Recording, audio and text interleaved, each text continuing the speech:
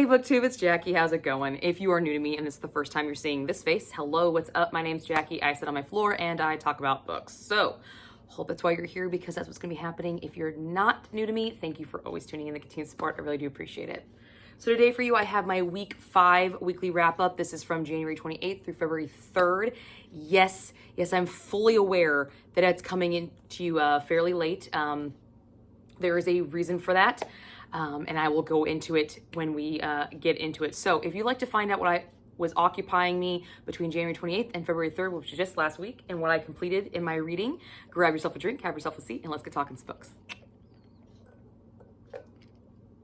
Okay, so let's get it out of the way. The reason this is coming to you late. On February 2nd, I received a phone call that was completely unexpected. Some of you who have been following me already know this, but if you are new to me, I have a 14-year-old daughter, and she is my stepdaughter. Her mother is sadly passed away 10 years ago this coming year, and I have become friends with her mother's family. They are my family. We do lots of things together. I mean, my daughter's biological mother's sister was actually in my wedding. Yes. Yeah, it's a very unique story. And if you guys ever like to hear it, I would love to share it with you. But that's not what this story is about. But on Friday, February 2nd, while I was at work, I received a phone call telling me that my daughter's maternal grandmother passed away suddenly. It was a shock to everybody. It was completely unexpected, and it took everybody for a loop. Me, my husband, my daughter. So that is what we have been dealing with this entire week. Just so you know, everyone is doing okay, as best as they can with the sudden loss of their mother and grandmother, who was such a beautiful, wonderful person. She was a nurse for years, a pediatrics nurse. Huge heart. Super loving person, and she will definitely be missed by more than just my daughter. She'll be missed by my family, my husband, myself, and everyone that she left behind. But I am one of those people that does not believe that death is the end. It is the beginning, and she has gone home. So that is what's getting me through this week, and I think is what's kind of working for my family at this point, is that we know that she is home and she is happy and no longer suffering. The death of her daughter 10 years ago never went away. She never got over that pain, and now we know that they are rejoined and watching down on us. So that is what was going on this week, which is why some of the videos are coming to you quite late. But now that that's out of the way, know that I'm doing good, my family's doing good, and anybody who reached out that did know about it, they followed me on Facebook, thank you for all your prayers and reaching out and everything. My family definitely appreciates it immensely. So now let's get into the books, because that's why really most of you are here. But thank you for letting me share my stories with you guys. I do appreciate, because you guys are part of my family, and going through that this week definitely made me look at some of these books a little differently. Now that I'm talking about them, definitely really interesting concepts. So let's just get right into it. So the first book I completed last week was Lori Wick's Whispers of Moonlight. This is the second installment to the Rocky Mountain Memory series. This is Christian romance. I read the first installment, Where the Wild Rose Blooms, in 22, and once when I was a freshman in high school and I first found this series, and they were 5 stars both times. It stood the test of time. This one, however, I only did give a 3-star to, but we'll get into why, but I still had a really good time with this story. So Christian romance, just some triggers, which death of a parent on page, sudden death of a parent on page. Yeah, that's a thing. We have forced marriage, rancher, 1800s, estranged wife, we do have a surprise baby, and we do feature a miscommunication trope, or what I like to call just lack of communication, because I really don't think it's miscommunication when there's just no talking, period. So, quick little summary, we follow Travis Buchanan and Rebecca Wagner. Travis we meet in the first installment, Where the Wild Rose Blooms, which this installment takes place simultaneously to that one. There is some crossover, but you do not have to read the first installment to really understand this story, but it would be beneficial. It would. I highly recommend reading them in order, even though you do not have to, at least these two. So Travis is looking for some steady work through the winter, and he comes across Rebecca's father's ranch and gets hired. Rebecca is living with her aunt across the United States and has been living there since she was a child when her dad left to go make his fortune. And they become quite estranged. Rebecca finally figures out that it's not actually the father not wanting to be around her. There was some conspiracy on the behalf of the aunt that she finds out about, and she says, screw this, I'm out. And so she just gets on a train and comes and visits her dad. When Mr. Wagner figures out that his daughter's coming, he assigns Travis to go pick her up at the station. Travis is doing really, really well. He works really, really well underneath the foreman, and the foreman has already gone out on a cattle drive. So he's not able to go pick up his daughter. So he sends Travis. And Travis and Rebecca just instant sparks.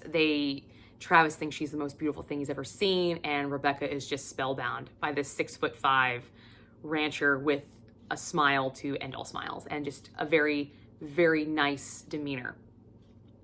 They begin a very sweet courting after this, where they go for walks and they have dinners with her dad. Very, very sweet, very, very innocent. No steam, no spice, just very, very pure, very, very innocent, and very, very sweet. It's definitely refreshing to see this and see it done well.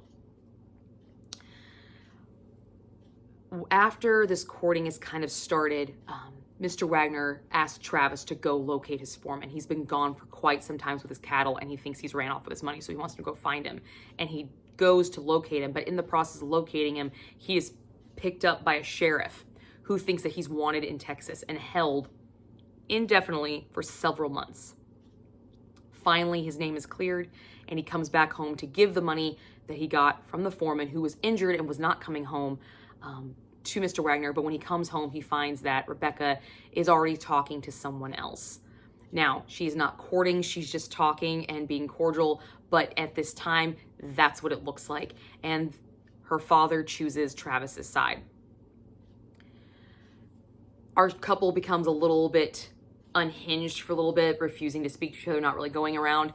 But then suddenly, Mr. Wagner gets sick, and he wants to make sure his daughter's taken care of. So he asks Travis to marry her. He wants to make sure that she's taken care of, and he believes Travis will do that. So Travis agrees, because Travis still cares about Rebecca, and Rebecca agrees. Not wholeheartedly, but agrees, and they are married. And when she goes to bed that night, her father says, this is not a marriage of convenience. This is a real marriage, and you will treat it as such. So she is then forced to sleep with her husband and consummate it. 3 days later, she leaves because of a conversation she hears the cook having with Travis, who has now inherited the entire ranch after her father's death. 2 days after the wedding. She hears that he only married her for the ranch. And instead of discussing it with Travis and trying to talk to him, she flees. And that is where our real story really kicks off. So, what worked? Travis. I loved Travis. I could not get enough of him. I loved his growth from beginning to end. It was an arc that I really, really enjoyed. He grew in heart, he grew in patience, he grew in acceptance, and he grew in love, and he grew within a religious framework. Watching someone, even a fictional character, accept Jesus Christ into their life is breathtaking. It's something to be in awe of, because even if you haven't, it's still something very special to somebody. They are embracing a new chapter in their life. Even if you don't agree with that chapter, you can still embrace their acceptance and wanting to move forward and find something better to surround their life around. And it was really, really nice to see that in a book, and done so well. He was set up with so many sour notes that literally could make him bitter, cold, mean, snarky, everything that happened to him with Rebecca. Just all of these different points in this book. But he never succumbed to that. He always seemed to be able to rise above it. And it was just so nice to see someone just say, no, you broke my heart, but I'm not going to be a cold, callous person to you. I'm going to be civil. I'm going to be respectful. I don't have to like you, but I'm going to be respectful to you. And it was really nice to see that, and then see that extended later on in the story when Rebecca tries to come back, because situations have happened that she needs help with, and she cannot do it on her own anymore. I loved how seamless the finding of God was for Travis. It wasn't shoved down your throat. It was not. Okay. It was very casual, and it was through casual meetings with a friend, and the friend did not force it. He just let Travis come to him and let him ask questions in his own time. This book spans about 6 years. Yeah, about 6 years.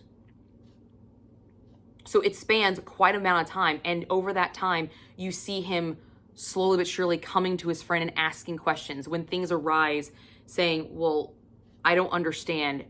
And instead of bashing his friend for having faith, he tries to understand how his friend would handle this situation. And through this discussion and listening and communicating, he's able to find his way. And I thought it was great. I loved watching him find his relationship with God, and then realizing that once he had it, this love that he has for God might not be returned by other people. He found his path, and then he encounters people who he thinks could benefit from a path, and learning that might not be the path for them, at least not right now. And him being okay with that, and forgiving of it, and understanding, and patience. The patience this man had, oh my God, it was amazing. He was so patient with everything. He was like a gigantic bottle of Valium. Nothing was fazing this dude. Nothing. There was one moment where he really kind of lost it, and he was so hurt that he did that. And he wasn't even that bad. It was a kiss, a passionate kiss that he wanted, and he took it, and he felt bad because he didn't have her consent to take this kiss. But any other romance book, this would have been the kiss to be like, yeah, get it on. Yeah, this is where we're going to start it. And in this book, it wasn't. It was, oh my gosh, I can't believe I just did this. I'm so sorry. And he genuinely apologized, and he genuinely felt bad. She didn't really care. Like, she was scared for a second, but then she got over it. But just to see that level, how different it could be. And it was just, I loved it. I loved him so much. I loved him. Another thing that worked in this book was the message. I think people could get a lot of different messages from the book. The message I got from this book is that two people do not have to share the same faith to coexist. We have Travis, who has found God, and we have Rebecca, who has not, and is choosing to not. She doesn't think it's necessary. And he doesn't judge her for it. He just says, okay. okay. But when she asks questions, he genuinely answers. He doesn't force it down her throat. I loved the fact that all you needed to coexist and have a good relationship was to understand and respect the open lines of communication on both sides. And I thought that message was fantastic, that even though you don't believe in the same things, as long as you're willing to discuss it equally as equals, anything is possible. Anything is. And I thought that was just amazing. I thought it was great and I loved it. I loved it. I loved it. I loved it. I loved it. Something that I do not normally look for in books, because I don't read a lot of Christian romance, but when I do, it is something that I look at, is the amount of prayer that's actually used in this book. And there is a constant usage of prayer in this book. I mean, it's seen probably on towards the, I would say about 25% in, it's used pretty regularly, maybe like every other page. You see kind of a prayer type thing, but it's not forcing down your throat. It's all genuinely needed at the time that it was given. So I really enjoyed that Lori Wick showed it and was not afraid to show it, because this is something that people do. And I love the way she showed it. She did not show it as kneeling at an altar and praying an organized prayer. It was just talking. It was talking to God himself in the open and just having a fucking conversation.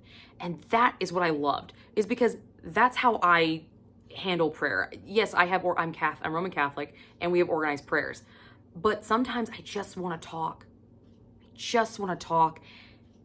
And when I saw it displayed in a book like that, and done well, and just the way it was utilized and what came of it, I thought it was great. I really, really enjoyed that. I've had a very good time with that aspect.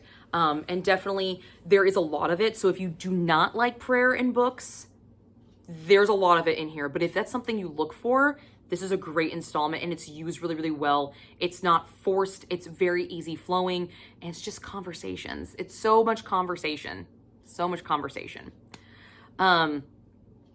which is really sad, because this suffered from a lack of communication trope. And there's so much conversation, just not with the people that needed to have it, which is really crazy.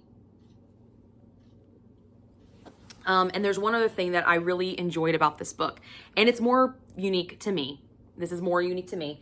So when I read Where the Wild Rose Blooms, which is the first installment of this series, I picked it up as a freshman in high school because the lead character's name was Jackie. And it was the first book I have ever read that, other than it was about Jackie Kennedy, had the lead character's name of Jackie. And I thought it was really, really cool.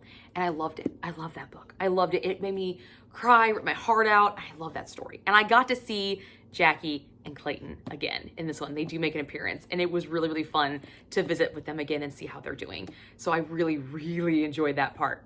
But I picked that book up because the lead character's name was Jackie. This book I pick up now, and I'm reading. And I have nothing in common with the lead female character. Absolutely nothing. Until Travis is looking at a calendar and realizes that her birthday was going to be the next day. And he says, wow, her birthday's tomorrow. And then it clearly states the birthday. And the birthday is May 15th, which is my birthday. And I took a moment and I stopped and I was like, that's insane. That's so crazy. That's so crazy.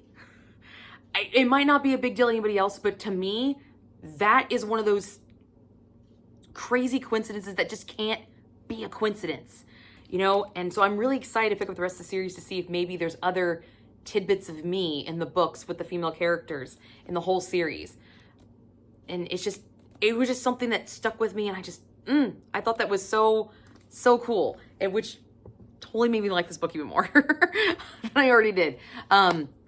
So I had a really good time with that, and especially with that little unique thing to me. I thought it was really, really cool.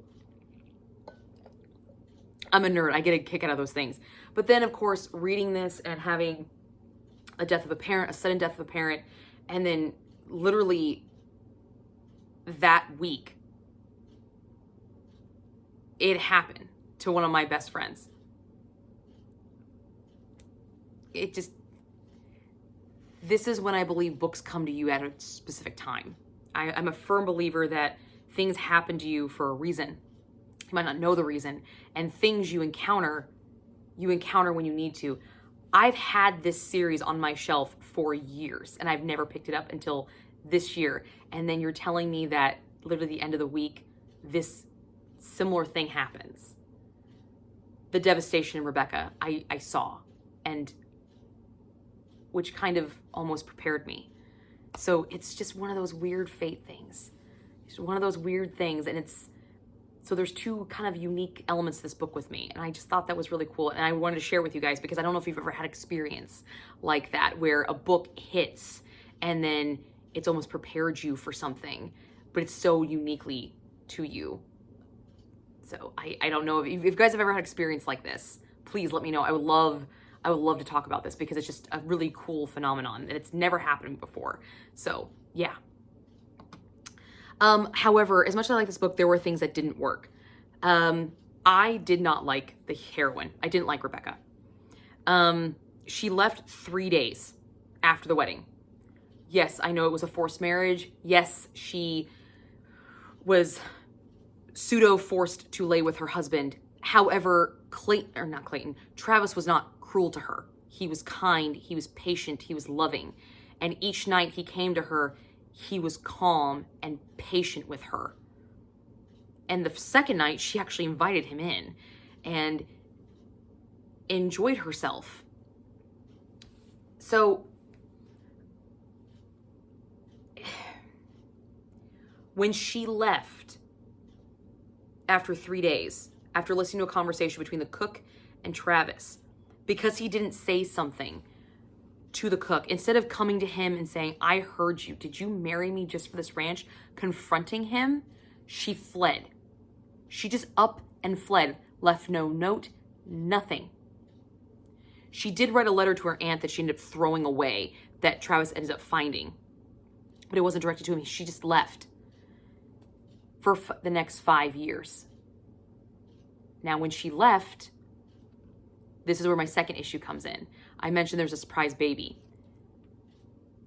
I can't talk about what doesn't work in this book without spoiling it, so I do apologize for this.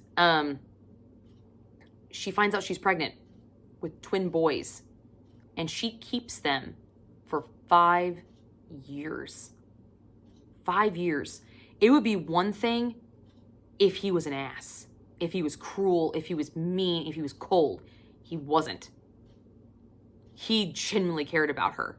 And if she would have just taken the time to talk to him, she would have seen that. But instead, she tried to do it on herself, tried to do it all on her own. And it wasn't until she got really sick that her friend had to watch her boys and said, look, if something happened to you, I'm not taking them. They're horrible. I'm not doing it. So she's only coming back to Travis because she is scared. And when Travis finds out, are you kidding me? He accepts it 100%. Her pride got in the way. And it was too much for me to handle. And I just did not like her. I just didn't. You left without even trying to communicate. And then you proceeded to keep 2 boys for 5 years away from their father, knowing what your ranch had. You put your boys through that, knowing what you had waiting back there, knowing that he wasn't mean, he wasn't cold, he wasn't crass, he wasn't abusive. He genuinely cared about you. He showed you that he cared, but you didn't take the time to actually have a fucking conversation with the man. So no, I don't give a shit. That is, surprise babies are really hard when girls do this shit, because I just cannot get behind that. I can't, especially when he's not an asshole. I just can't. Now, as for a spice rating, this is Christian romance, so I did give it a puff. We do have a fade to black scene. Very, very sweet. Very, very pure. There is one intense dominating kiss, which was awesome, but then it becomes soured because of the reaction to both parties. after, but the kiss itself was great and I thoroughly enjoyed it and I wanted more of it because Travis was awesome. I loved Travis because he had this very calm dominance to him. He did not have to shout and scream. He just spoke and you listened. And it was very, very just, I loved him, didn't like her. So I did give this 3 stars, but I do recommend this series and I do plan on continuing with the rest of the series. I had a really good time with it. The next book I completed was this bad boy. Hell yeah, it's done. It's done. Second installment of the Crescent City series, House of Sky and Breath. Yes, there we go. I have a full reading vlog up of this, so I'll link it here in the corner so you can go check it out. Yeah, enjoy that puppy. It's long and it gets crazy towards the end. It does. We do feature murder, political machinations in this. We have torture off page, graphic sexual content. It is consented, but it's literally to the degree of sexual assault. So I'm going to say that there is sexual assault in this as a trigger. So if that triggers you, please be warned. The character does consent to it, but when she consents, there is a sour tone to it. It's almost like she's doing it to just appease. So it's more dubious consent rather than actual consent. So I just want to make you guys kind of aware of that. A quick summary. This is a direct follow-up of House of Earth and Blood, which I do have a full book review for, and you can check it out right here. And also be linked in the down box below. We are still following Bryce and Hunt, and they are searching for 2 characters, Sophie Renast and Emile Renast, because they possess powers that they believe a lot of factions are going to want to use. The rebels, the Asteri, they want these powers because of what they can do. And everybody in this book seems like a double agent. It all seems like they're all working for different sides. Everybody good and bad in both. So it's definitely one you have to keep your eyes, you have to pay attention to, because you will get lost very, very quickly because of all the different double agent entendre stuff. We got to build up more of this war with hell going on. We developed the bigger plot line immensely. There's some huge reveals in this. Huge reveals in this. And we also get to see a lot of interpersonal connections. We get to see a lot of development in relationships and connections with people. Bryce and Hunt are starting to get cozy in their new relationship, which is awesome. And I like it. I do. And we also learn that their combined powers are fucking awesome. Pretty dope. Not gonna lie. Like a giant Death Star explosion type thing. We're learning more about the different power dynamics and who goes with who, but the interpersonal connection in this book is what really sets this book apart. This is definitely a more personal installment than it was in House of Earth and Blood, which was a lot of world building, setting up, building this series, and now we're really working with the people that we were introduced to and getting to really know them. So good time. Gave this a 4-star. So let's talk about what worked.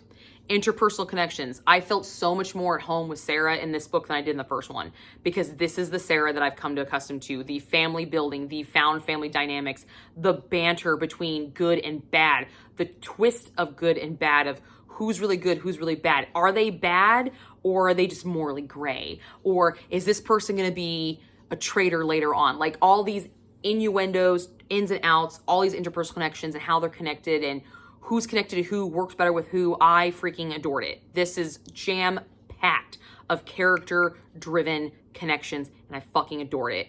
It overshadowed the plot of this book tenfold, and it was great because I like the interpersonal connection. That's what I really like about Sarah's writing, is those connections she can write between people. I think they are phenomenal. I love that there was less world building. We still got world building, but we got it in doses when we needed it. It wasn't like in House of Earth and Blood where it was just shoved down our throats. Oh my God, it was awful when it was shoved down our throats. Like it was so much you couldn't keep track of it. Now in this installment, because we do learn more about this world and other areas of this world we're learning about, and we're getting that building when we needed it. but this installment is more of the characters traversing through the world that was already created, and how they're manipulating it and how they're utilizing it within their own storylines, which is fantastic.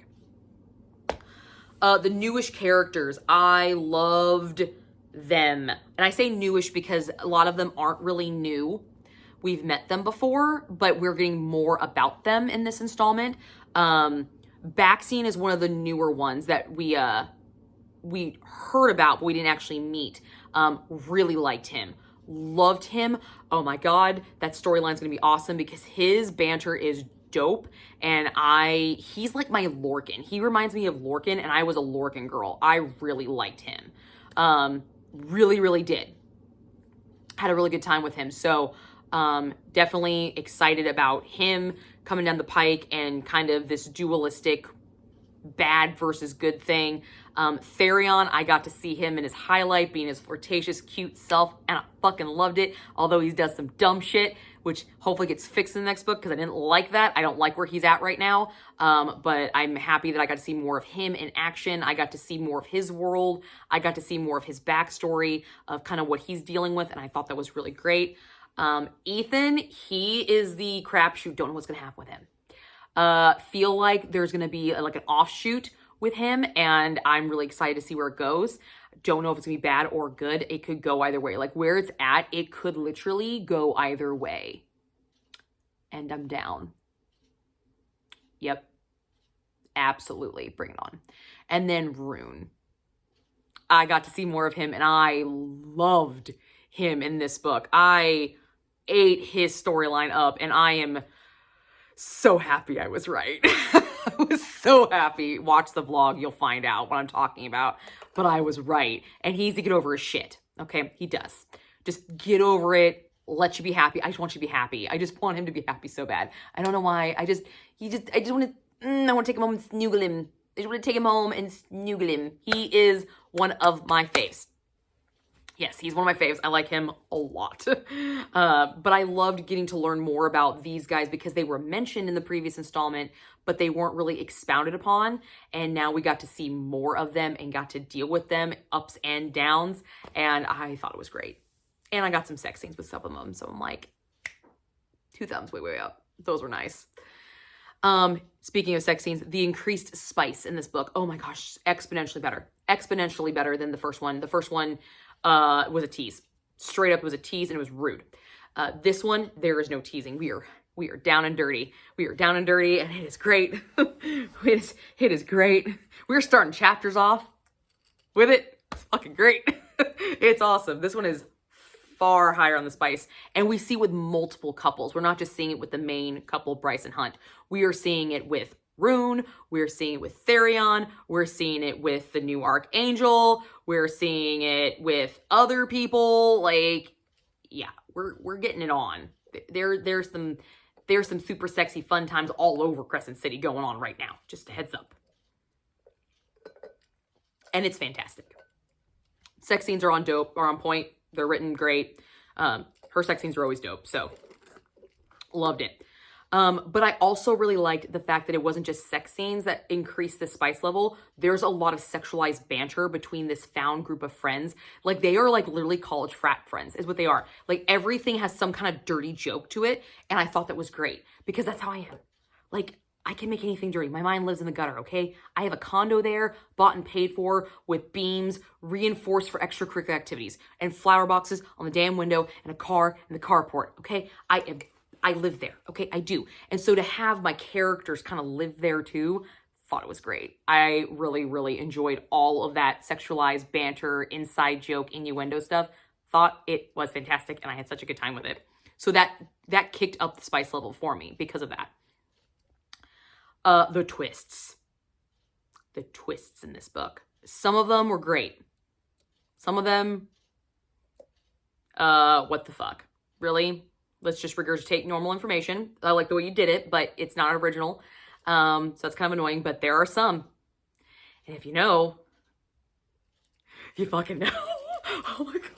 I'm still reeling. I'm still reeling from that. I'm just like, how are you going to do this? I'm so excited. But how? Yes. Super excited. So yeah, because if you know, you fucking know. You do. Cheers to you. Yeah. Made reading that first book worth it. Totally fucking worth it. It was great. Yeah, it's great. Fantastic. Had a good time with it. However, even though I really enjoyed this book, there are things in it that didn't work. So we're going to talk about them because that's just how I am. I'm equal over here. We're all equal. What worked, what didn't work. So what didn't work was the initial plot. The whole looking for Sophie and Emil. I did not give a rat's ass about that. I said earlier that the personal connections overshadowed it. I was not kidding. Personal connections overshadowed this by far. That is what kept me going. Anytime they were talking about actually finding this chick, I didn't give a crap. I did not care. It did not hold my interest. Actually, after the first 25% of the book, it just became annoying when they brought her up. I'm like, I don't care. Get back to the banter and the college frat humor and them having super sexy fun times and all that stuff. I don't care about this at all.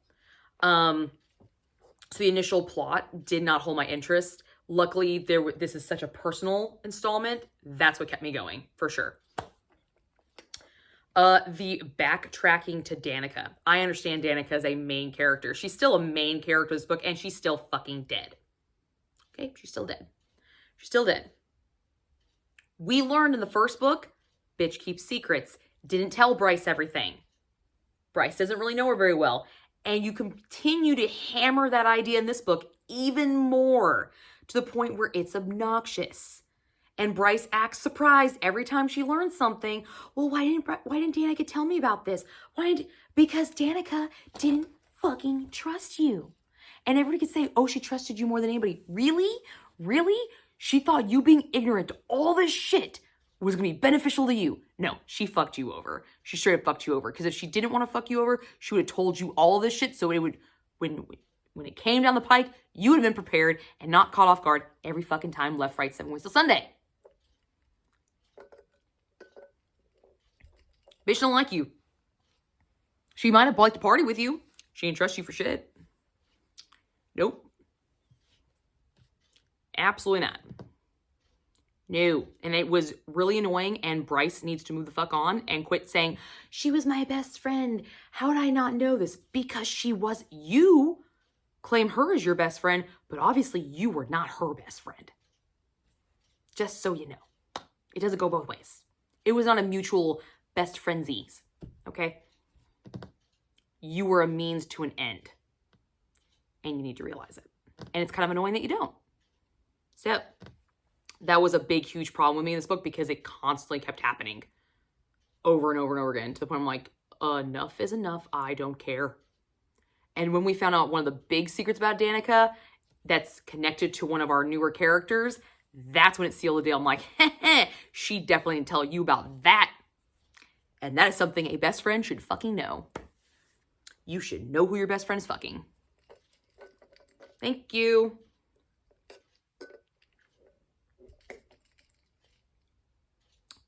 She did not trust you. Figure it out. Spice scale for this one, 3.5 chili peppers, far exceeds its first installment. We had much more graphic sexual scenes with multiple couples. So we get to see a variety of stuff. We have oral, male and female clearly represented multiple times over. Thought it was great. We even have some electro stimulation going on. Thank you, Hunt. That's awesome. Very nice move. I liked it. Thought it was great. I also was slightly in pain when I saw it, but also slightly turned on at the same time. So good for you. Good for you. Liked it. Liked it. And then, of course, I already mentioned the sexualized banter within the relationship moments. I thought that stuff was great. Just the little pillow talk things that couples have. We started to see it with these relationships, and I thought that was great. I just loved it. Had a really, really good time with this installment. Again, and you can see how good of a time I had with it and how frustrated I was with it by watching my reading vlog. It is an hour and like 10 minutes, but I'm very vocal. I'm very, very vocal. So, gave this 4 stars. Can't wait to continue on the rest of the series. And this was one of my 12 in 24 books. And I am very happy that I can cross it off. So as of right now, I have 2 Sarah J. Maas books still left to read, and one of them was picked for this month to read, and then the next one just came out. So there we go. Things are happening. Things are moving, people. Things are happening. We're doing good. We're doing good. Now, I did start another book this past week. I started an audiobook, Tell Me Your Mind by J.S. Scott. It looks like this. This is the first installment to the British Billionaire series. It's an audiobook done by Rupert Channing and Elizabeth Powers. We feature a billionaire romance, workplace romance, fake dating, obsessive hero, close proximity, and a plus-size heroine. I am not finished with it yet, but a brief summary. Nicole has blown her big pitch with Lancaster International when a publicity crisis happens literally the day of her PR pitch. Nicole runs a crisis management company, and this publicity crisis happens literally 2 minutes before she walks in to give her spiel to try to get Lancaster International as one of her clients. But since she did not do all the research that she thought she needed to do, because she did research based off the company, not the family itself, and this is a family crisis dealing with directly with the CEO of it, she was caught off guard and couldn't manage it. So basically she blew her shot. And as she's tucking her tail between her legs and flying back home to the States, she sits next to a man who is British, tall, dark, and handsome, and much more closer to her experience than she knows, because it is Damien Lancaster, the CEO where the crisis occurred, that is sitting next to her, and she does not know. And they have a nice little repartee, and he has a way of getting her to divulge certain pieces of information, and he is enamored with her. He just wants to keep her talking, so he pulls every trick he can to keep her talking, and eventually gets the information out that she blew her shot, and he feels bad. But through this 12-hour-long flight, there's immediate chemistry on both sides. They develop chemistry, and she kisses him, not knowing who she actually is kissing. And then our story continues when they get off the plane, don't exchange numbers, but Damien shows up at her office explaining who he is after she has found out that the man she thought was perfect is actually the man whore that was the crisis that she couldn't fix. So that is where I'm at right now. I'm having a good time with it. The audiobook is I'm having a good time with the audiobook, but it's a very unique form of fake dating, because Damien is like obsessed with Nicole already. So it's not fake on his part, but he thinks it's just because he wants to bed her so badly. He thinks once he beds her, all of this will go away. All this like obsessiveness will go away. She cannot fathom the idea that someone like him would be interested in her or attracted to her. So she is faking being a girlfriend to get him out of the public eye, to show that he has a good reputation, trying to be a crisis management person here. But he's obsessed with her. So it's a fake dating on one half and a ruse dating on the other half. So it's kind of a unique combo. I'm having a good time with it, and I will let you know more about it when I finish it, which will be very soon. And I still am making my way through Ghost by Christina Marziatis. It's in my bag, so it's over there. But I'm still making my way through this one. Okay, 3rd installment of the Love Letting series. It will have a full book review up. Lots of stuff. So I have to state this, give you a little update. So there's a thing that I waited all book 2 to happen, and it never did. And it happens in this book. And I'm super excited. Jackie's happy. Jackie's yay. Jackie's all excited. Yay. Okay? But while waiting for this thing to happen in book 2, something else starts to happen in book 2, which is just equally as exciting and awesome, and I can't wait to see where it goes. Okay? So now I'm in book 3. The thing I wanted first in book 2 is happening. And the thing that did happen in book 2 that I'm still excited about is now going to be jeopardized, because thing 1 is happening. Except parties involved think, oh, I can't do this. So thing 1 I wanted in book 2 that now I'm supposed to be getting in book 3 is not fucking happening because parties are thinking, oh, I can't do this. But said thing that did happen in book 2, are you still tracking here? Is now jeopardized because half of this party decided to fuck around and do some stupid shit in book 3. So when said parties come together, I get neither fucking thing I wanted. Christine, I thought we were friends. I'm so frustrated right now. It is not fair and it's not kind to give your friends blue balls. It's just not, okay? It's not. But goddamn, if it doesn't keep me turning the fucking page, because I'm like, this bitch is gonna give me something that I want. Damn it. I'm gonna get something. That's where I'm at right now, guys. Very, very frustrated.